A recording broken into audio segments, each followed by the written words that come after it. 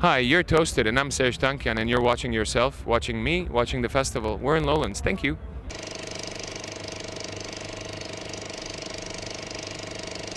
Serj, welcome to Lowlands.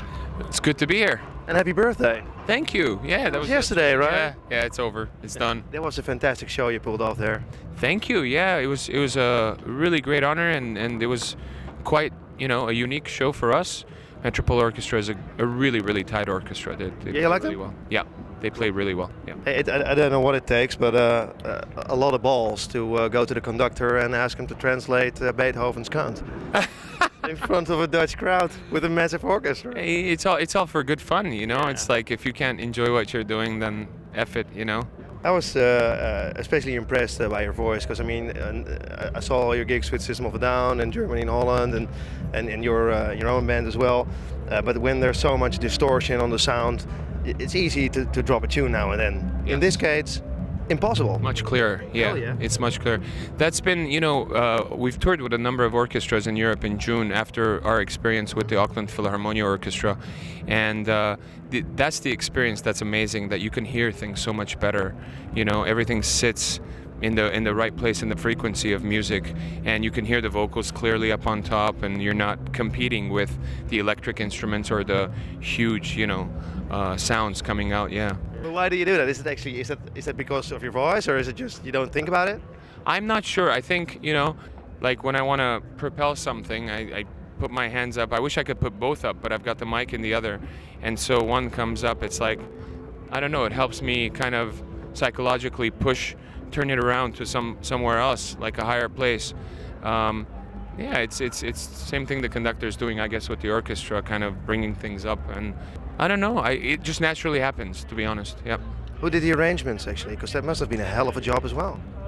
On the new songs, I've done all the arrangements myself, and on the Elected Dead Symphony stuff, I did part of the arrangements. I wrote the basic melodies with violin, viola, cello, and a couple of brass, and then it was retrofitted to a full 70-piece orchestra by John Psathas, who did the orchestrations for the New Zealand Auckland Philharmonia Orchestra. Yeah, because you live there part-time right now? Yes, yeah, part of the year I'm there. New Zealand is one of the most beautiful countries on the planet, hands down, so that's why. There's no political reasons behind it? There's a lot of reasons behind it. Political, ecological, social. New Zealand's number one, a neutral country. Number two, non-nuclear, non-genetic modified foods. A very well-balanced Maori indigenous population with modern population. A great health system, great school system.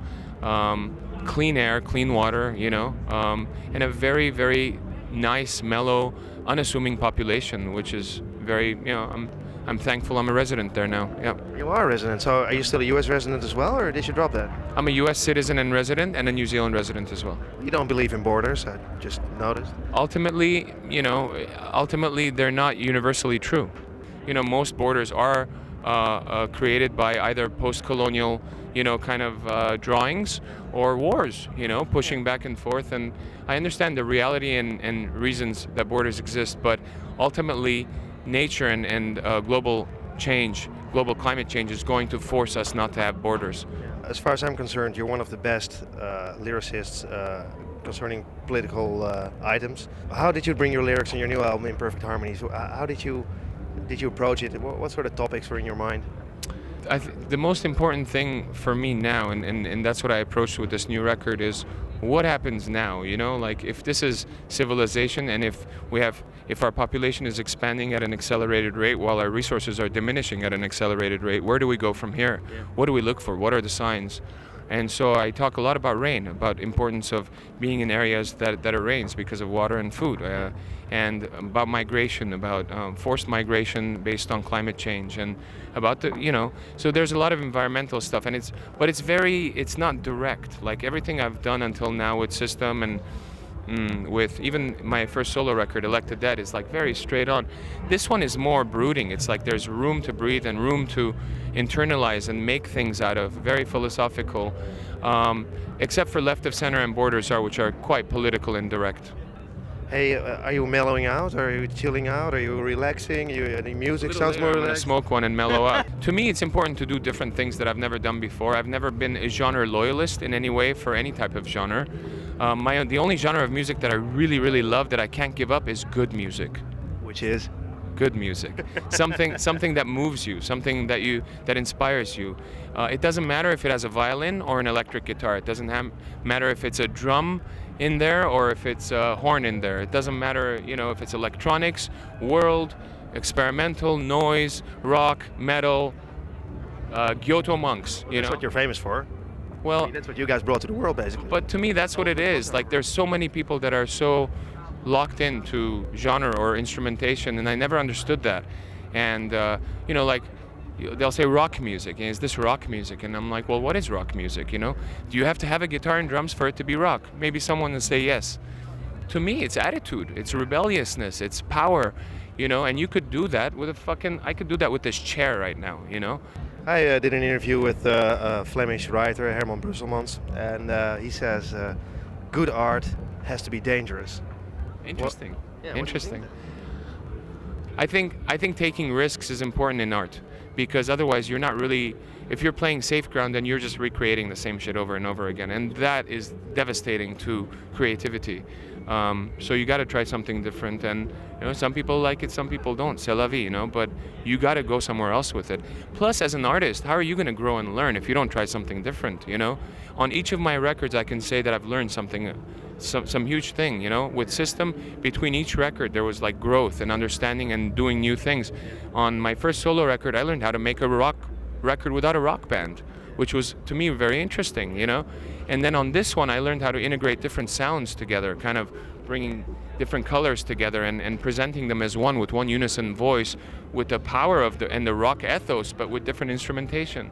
So I learned a lot doing this record, and working with orchestra, I'm learning a lot. I'm doing a musical, I'm writing my first symphony, I'm putting out a second poetry book, I'm writing a non-fiction book, and I got a museum project in my mind, and so I want to go.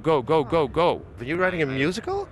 I'm composing a musical. Wow. The writer is Steven Sater, who did Spring Awakening and a number of other successful musicals, and we're opening it up at the American Repertory Theater in Boston in March of next year. Yeah, it's based on Prometheus Bound, the first Greek play, so it's got a lot of modern interpretations of tyranny and injustice and very powerful civilization-based kind of things going on there. Hey, we were talking about canvases shortly. I noticed on your website, if you enlist now for the new album, you get a canvas with a picture of you. You can make your own art around it. It's a contest, and you'll pick like 10 people with the greatest art. That's right. That's still running, right? That's still running, from what I know. Yeah. Wow. It Yeah. must be difficult to get in like a shitload of paintings and. It's awesome. Like, the idea is to make people. I guess that's a judgment call. I don't know. What is good artwork. That's, I guess, eye of the beholder. In this case, I'm the beholder. But it's quite interesting because you get people to create. You get people to be creative. And not just say, okay, 10th caller that calls. How creative is being the 10th caller on a fucking phone? But let people do something with their time, and if they want to, it's all selective and voluntary, obviously. But a lot of people have been enjoying that, so that's cool.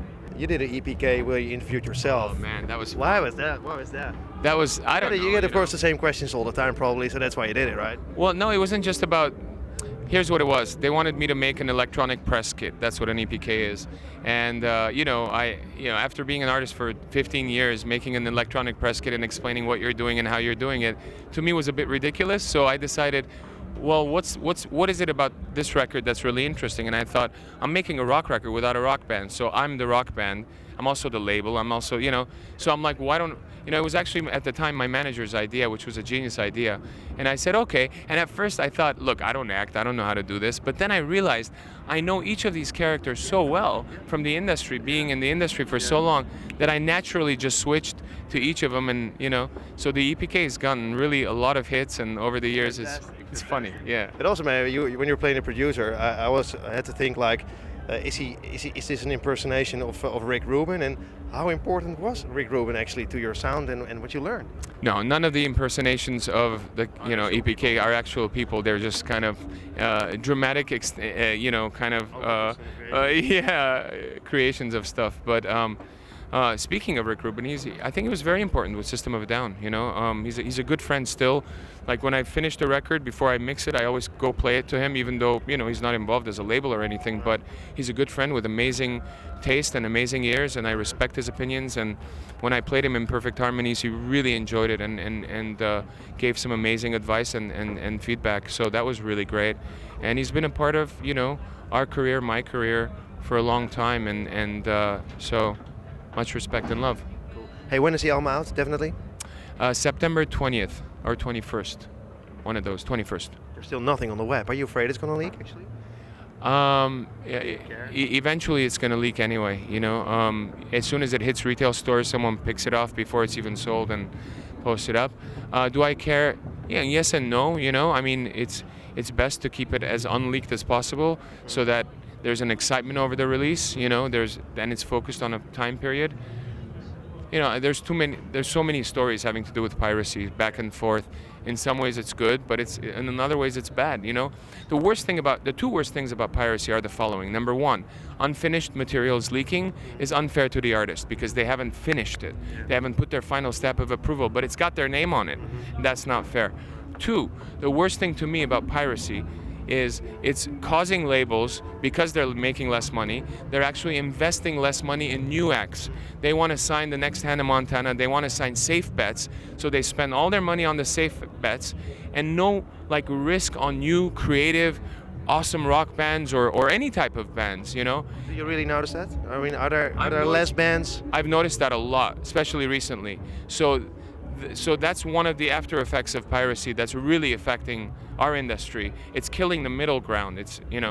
So it's either totally indie, do it yourself from your house, or all this big production, safe kind of shit that has been done before. On the other hand, I mean, the digital revolution. When I talk to bands, 80% of them record their stuff at home. They have a Guitar Hero, whatever they have, guitar band from Apple. And I mean, on the positive end, not having to do with piracy, but on the digital side, because there's so many profile pages and ability of artists to create as well as get out their own music, it's awesome. That part of it is fucking amazing, But, yeah, still love you. It's disappearing. Yeah. Hey, when will you be back? Not sure, probably next year sometime. Let the record come out, and we haven't planned any tours next year, but we'll probably do some more next year for the record. So. How will you play it live? Do you have a big band or...? Right now, this was a very special show, obviously full orchestra and band. Most of the other shows is full band and 8-piece classical section from each city. 4 violins, 2 cellos, and 2 French horns.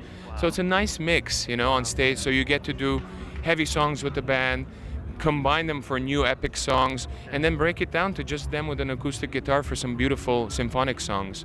It's a nice transition. When I was listening to the music in a hall, the acoustics are really bad. Still, the sound was fantastic, I must say. Cool, good. Are you playing or thinking about playing in classical concert halls that we have so much in Europe? We have. We played at the Crocus Hall in Moscow, 6,000 people. We played in Linz, Austria, at the Bruckner House with the Bruckner Orchestra, and they were amazing. Yeah. Wow. We played with the Czech National Symphony Orchestra in Berlin. I'm forgetting the venue, but it was a beautiful theater.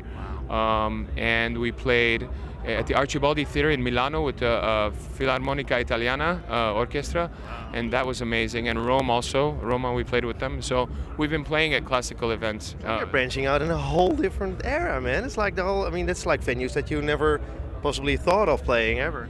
Yeah, and it sounds amazing. When you realize, and then when you come back to the festivals and rock halls with that bottom shaking and slapback delay and all this weird sound, you're like, oh man, I miss that crisp, clean. Yeah, but what do you do with the distortion? Because I mean, if you turn on a distortion, it's probably all over the place in a classical concert hall, right? We haven't done that at the classical concert hall yet, but because when we played with the orchestras, it was just all acoustic, piano, acoustic guitar, and full orchestra with vocals. But we could manage that as well. You're doing really well. You're so productive. The show was fantastic. You're probably touring and coming back. Yep. I'm really glad about that. On the other hand, it also makes me sad because System of a Down is definitely over right now. System of a Down has been on indefinite hiatus since 2006. the possibility is always there for us to do something together. If and when we decide to do something, it'll be on the band's website, www. You know what it is. Yeah, but I mean, that's a standard answer. You know what I mean, right? It's not going to happen for a long time, of course. You never know. So you're giving me hope here. I'm giving you love.